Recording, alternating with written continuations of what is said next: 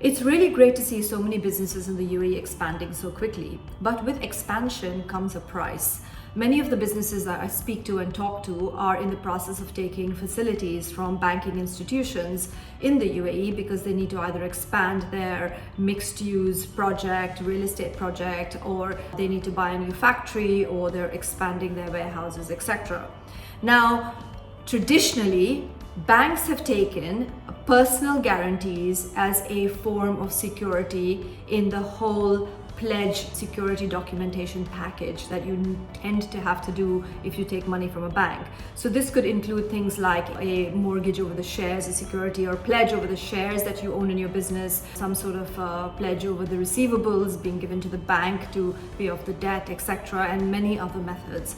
The method that I'm talking about is personal guarantee, which I would call a slightly anomalous form of security, and one that has recently seen some case law where a lot of judges in the courts around the UAE, especially in Abu Dhabi, have not been too much in favor of personal guarantees.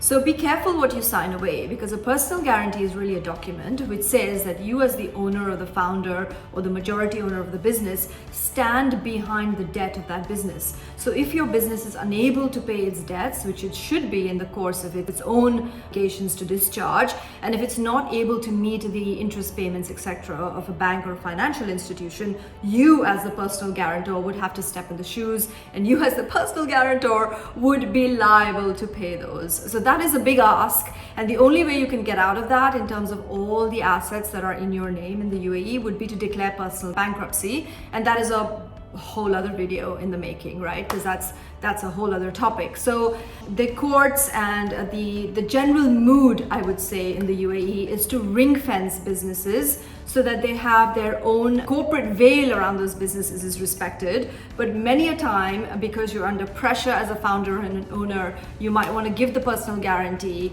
and then there might be various complications and a price to pay in the event that you're not able to discharge your obligations under any facility or loan that you took from a bank.